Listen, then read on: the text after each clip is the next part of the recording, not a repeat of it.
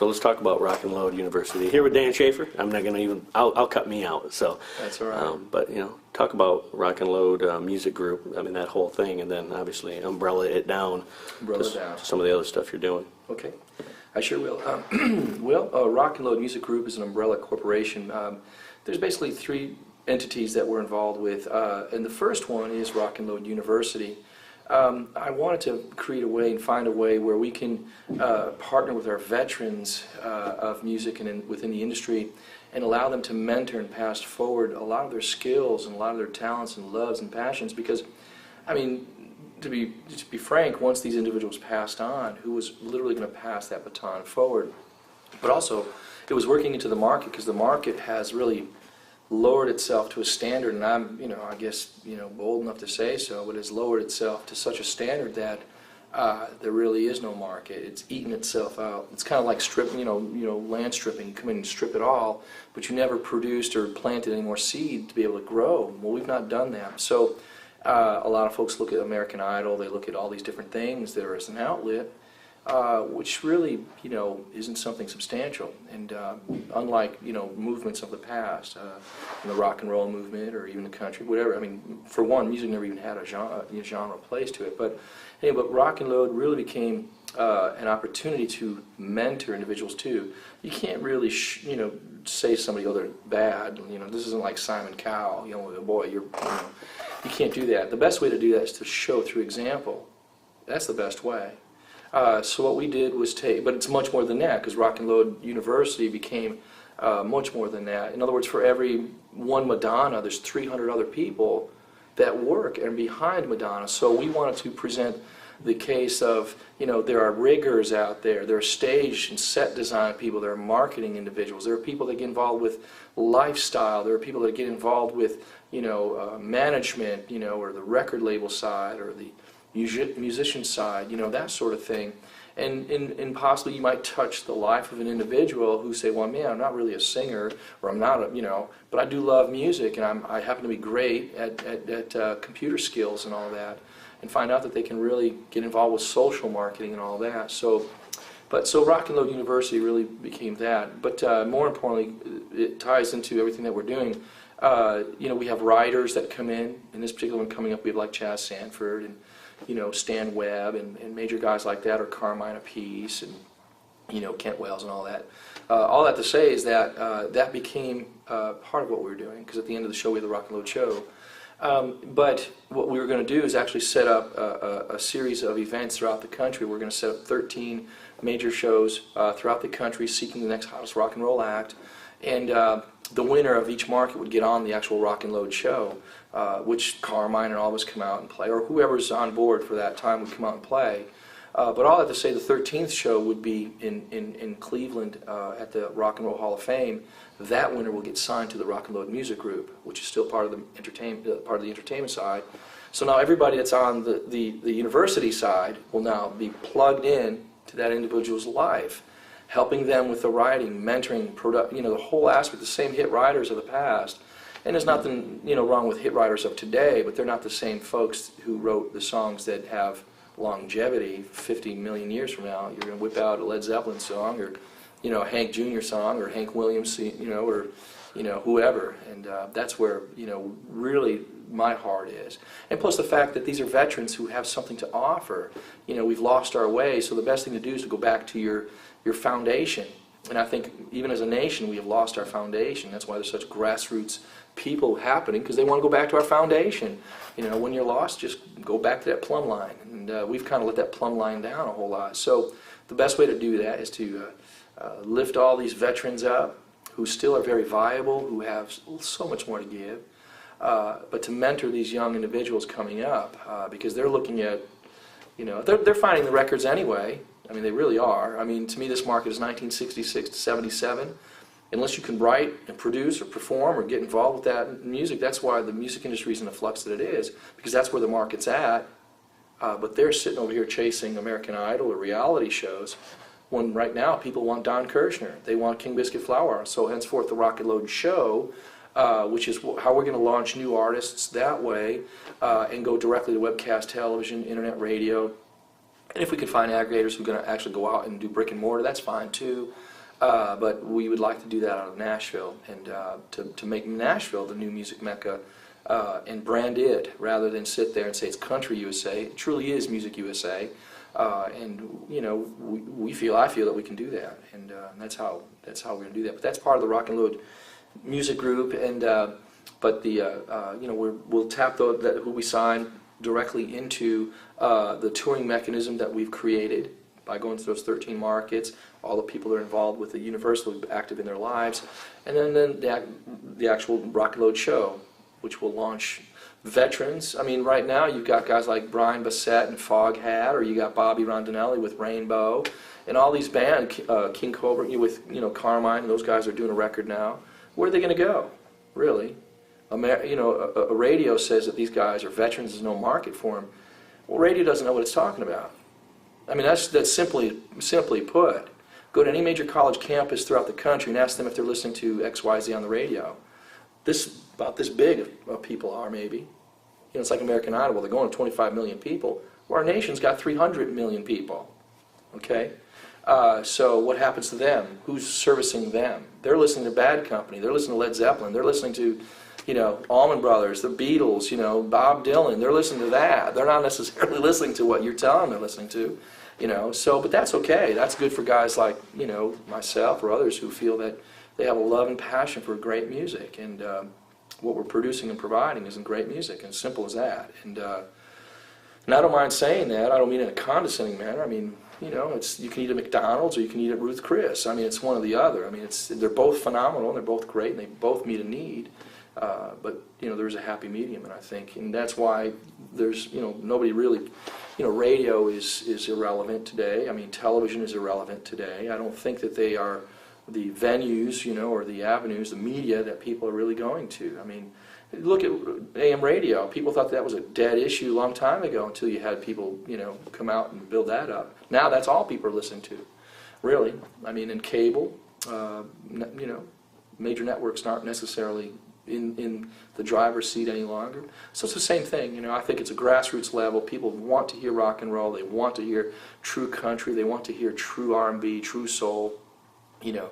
And but Rock and Load Music Group is something that really wants to be instrumental in doing so. And basically, I mean, that's you know, I know it's shared a whole lot of stuff there, but there again, it's the entertainment side, which is booking, record label, you know, the production, the writers, and all of that. The university, which will, you know, actually mentor that, but each grassroots market that we go into throughout the country, you know, you're really empowering Chamber of Commerce's, you're empowering local businesses, you're empowering local bands, you're empowering all these individuals to look at themselves and say, how can we as a community build our finances, build our, you know, notoriety, build our brand, build this and that? Well, you can do it through rock and roll, Rock and Load Music Group, and that's what our goal is. That's the only, now most businesses don't want to do, you know, on a, you know, major media and all, they don't want to do that because they don't want to do the grassroots level. I mean, they want to go directly to a source and dump on it. American Idol, hey, I'm famous for 15 minutes, but when I fall from grace, I've got no place to go. I can't play, I can't sing, I don't have an instrument that I can actually do, and I don't even write. So, I mean, you know, really, where can they go? I mean, they have no foundation. It's not like a group who's played, you know, club after club after club, venue after venue after venue, honing their skills, honing their writing, building up a fan base. You know, I don't think, you know, a lot of these, that's why record labels are insignificant right now. That's not their function has changed. You know, at one point a record company was the bank. You know, it was the financier of the project. It was the ad company. You know, it was the, you know, the marketers. It was the distribution. It was the legs. It was the, you know, it was the, you know, all the things that went along with that. But you can outsource all those things today, and that's why, you know, it is where it is. Plus the fact that they really develop anything, and they're not really listening to the market. They're watching each other rather than say, I already have, you know, this type of individual. Let's look for something unique and wonderful. You know, like we were talking about earlier about the Zach Brown band. I mean, I think the worst thing that Nashville can ever do to somebody as phenomenal as that, to say they're a country band. Forget about that. Don't put a label on them. It's a Zach Wild band. a guy that listens to Allman Brothers or Led Zeppelin is going to dig the Zakk Wylde band. Or is it Zakk Wylde? That's Zakk Wylde. Ah! No. Ozzy's guy. Ozzy's guy. Sorry, Zach. We'll cut you. We'll splice you together. Make you the Zakk Wylde Brown band. Yeah, but I mean, you look at a band like Zac Brown. I mean, that's what we need to be chasing. Somebody who can get on a stage and be phenomenal and just be who they are. And he doesn't sit there and say, I'm a country guy or this or that. I mean, I don't think that's the case. I mean, it just goes back to radio. I mean, radio, when I was a boy, and that's why I'm myself personally, and I've met young artists like that. They're so well-rounded. I mean, they're, on radio at one time, you'd be sitting there listening to, Bad Company or the Eagles, followed by Lynn Anderson, I Never Promised You a Rose Garden, or Freddie Fender, Last Teardrop, or Glenn Campbell, then Led Zeppelin, I mean, you'd be Beatles, George Harrison, all this, the Temptation, Gladys Knight and the Pips, or, whatever you were listening to. It was black, it was white, it was all forms of music coming from one little speaker before they had, FM and all that. And I think that's why a lot of writers and a lot of producers and a lot of people from that period of time, they just listened to a variety of stuff, and it was all just all this great stuff, and it wasn't branded. It wasn't, genre, driven. He really didn't have that. It was just regular pop, A&R, AOR, radio. It was just radio, And then you can go deeper into that, but I think that's where radio has to go back to. I think music has to go back to that. Can you do it? One of the first things that I do when I look at an artist that wants me to produce them, or I don't even write. I've stopped writing because I don't see the not at that level, of like trying to get the cut, trying to get that song recorded by somebody. I think it's almost, it's great, and if you can do that, but if that's your focus, that's a cool thing. But for me personally, I don't see any. There's no why. What did you want to do that? However, if you have an artist that I think is well-rounded and they're willing to focus on their career, it's not really radio-driven, they just want to write great songs and let the market dictate who succeeds and who fails, then that's somebody that's worth getting involved with, for me. But all that to say is that one of the first things that I would do with an artist is, here's an acoustic, sing for me. I want you to sing and play for me right now. In fact, I don't want you to do anything you've done. I want you to sing something that influenced your life. That's another rock and roll load thing that we do. You got guys like Jimmy Jamison or Jimmy, different people or different artists, that want to come on, or even Carmine. They want to do the songs that influence their lives. You're only as good as that of which you can represent.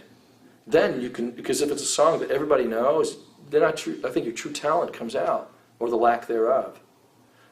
It's easy to say, hey, I'm an artist, and you sing your own song, and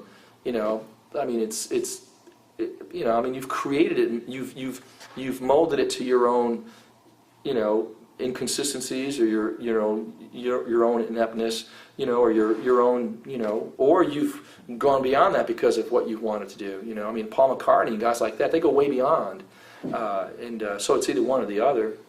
That's the first thing that I do, though, is actually say, here's an acoustic, or what do you play? If they don't play an instrument, they're already limited to what they can and cannot do. Next thing I would say is, sing me some melodies. I don't care about lyrics. Sing me melodies. I want to hear you. That sort of thing. If they have the ability to do that and create melodic structures out of their mind, then that's somebody that's worth, But if you can't play, you can't sing, Nashville has a lot of that. Everybody's a writer in Nashville, but they're not. They're not really writers. Most of them are lyricists.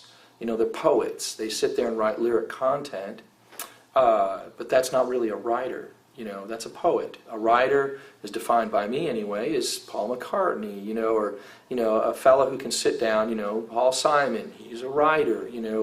These are folks that Bruce Springsteen is a writer. These are folks that can sit down with an acoustic guitar, piano, and they can write and perform. Now, unless you're like Holland and Dozier, or Lieber and Stoller, or guys like that who specifically wrote for specific artists and this and that, they partnered up, and they didn't veer off and write all these different things for a lot of different people. They did, but they got so connected to each other, they didn't want to break that chemistry. Lennon and McCartney, that sort of thing. So But you have to look at a writer that way. Are they able to do that? Are they able to sit there and communicate too? And there's a difference. We were discussing this the other day with somebody. There's a difference between a one-night stand and a long-term relationship. We've turned music into one-night stands. It's a difference between being sexual and being sensual. A commitment of going way beyond the physical and touching the life and the heart of an individual. Now that is something that is long-term. That's why you have, the bands that, I went to 15 different college campuses before I even, looked at Rock and Load. I've always known it in my heart, but I just really wanted to go out and find out. And when you go to MTSU or Belmont, just go in local schools here and ask students what they're listening to, they're all going to be the same. AC/DC, they're all listening to Black Sabbath or Led Zeppelin or something of that nature. So all I have to say is that those songs, 50 million years from now, pull out a time capsule, you're going to find those songs. Back in Black, you're going to find a lot of different songs. It's just the way it is, Current songs today, I don't know if you'll find many, if any at all, really. And that's not meant to be negative. It's just, it is what it is. I don't think that's the case. That's, but we have driven so far away from the mark, but the youth have found it. Right now is a good time, and that's why with things that we're involved with, you're looking at demographics that go way beyond just, everybody's focused on the youth. Well, it's good to be focused on the youth, but what about all these other people? They need music too, or they need help, or they need assistance or mentoring, And that's another thing why Rock and Load U started. We want that single mom, 45, 55, whatever, gave up her career to raise her children, did the right thing, and now she wants to get active again, so she wants to come and hang out with major writers that can help them. It's an experience, it's an event. It's not just some guy telling, well, hey, you got to put this verse over here, and or some sort of a bunch of guys sitting behind a table and telling a bunch of people of what needs to be done when they themselves can't even do what they're telling people to do. So from my perspective, it's just, I want to see you do it. Show me how you do it. Let's do it. Let's get on a stage and let's just do it. Can you be Paul Rogers? Can you be, Luke, show me. Let's do that. Let's do that. I think that's the best way to do it. It's just like a trainer. If you want to run 50 miles and you're only running 5 miles a day, but you need to get to 50. A good trainer, first and foremost, you have to look at your desired outcome. Okay, so if you want to be like that singer, well then go and use that singer. That's fine. If I want to be like Daughtry or something like that's great. Or if I want to be like Paul McCartney, great. That's something to strive for. But you can't have a bunch of people that can't do what they're saying they can do and tell other people to do that. It's just eventually, that's land stripping. That's what I mean by land stripping. You're doing it, but not through example, and eventually it just eats yourself up. It's like being in a warehouse and you're selling food and you're selling anything everything off your shelves, but you've never replaced it. Next thing you know, the shelves are bare, they're empty, there's nothing there, you've got nothing left to sell. You go out of business. Well, that's what's happened with the music industry. It's gone out of business because they've not planted, and they have, but some of it's fallen on, shallow ground and without any roots. But they've not let quality seeds. They've not continued to, like we talked about, this mentoring, That's apprenticeships, bringing those. The kids are doing it themselves. They do it themselves. They're going back and listening to these records That's and trying exactly to right. mentor themselves because the industry doesn't want to do it. That's exactly right. And mentorship, apprenticeship, leading through example. There's nothing more exciting to me to see, this 11, 12-year-old kid, who's looking you square in the eye, man. This kid's like listening to Jimi Hendrix because why? He wants to play guitar. He's, where's he going to go to do that? Nickelback? There's nothing wrong with Nickelback, but it's not a guitar-driven band. It is, but it's, it's just, I don't know. It's just different, It's not Overproduced into the product. Yeah, it's overproduced, and it's not the same thing. It's a different genre of music too. But I'm just saying, just like if you want to be a drummer, who are you going to listen to? Really, you're going to probably find your way to, Steve Gadd, or you can listen to Neil Peart, or depending on who you're listening to. But in other words, you're going to be finding. So that's what our youth have done. I think they, because they've not been mentored, they've been left alone. You know, I think there's some wonderful bands out there. I really do. I think Jet, there's some other bands out there. The Muse is phenomenal. I think the Muse is great. You know, but Jet, you know, you'll always find that there's wonderful bands, but the weakest link that they have are their songs. They don't have, so, you know, but just the extreme opposite, too. Now, look at, you have a band like Aerosmith, you know, after Pop, I mean, they were really almost non-existent, you know. Until, you know, Steven Tyler and those guys started writing with, you know, Diane Warren, or they started writing with, you know, Desmond Child. The next thing you know, got, man, Loving Up an Elevator, Dude Looks Like a Lady, and bam, you know, it just resurged their entire, it gave them a fresh perspective, you know. It's kind of like the same Aerosmith situation, but with Run DMC, you know.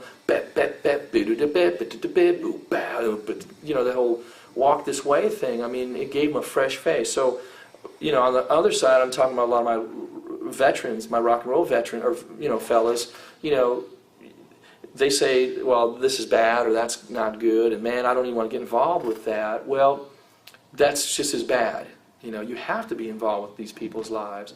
You need their fresh face, you need that freshness that they can bring, because maybe you are writing the same stuff over and over and over again. And you just need to come and, you know, get up to speed. Don't lose the heart and soul and spirit of who you are. That's what the youth needs. That's what they're seeking. You know, they're seeking for that.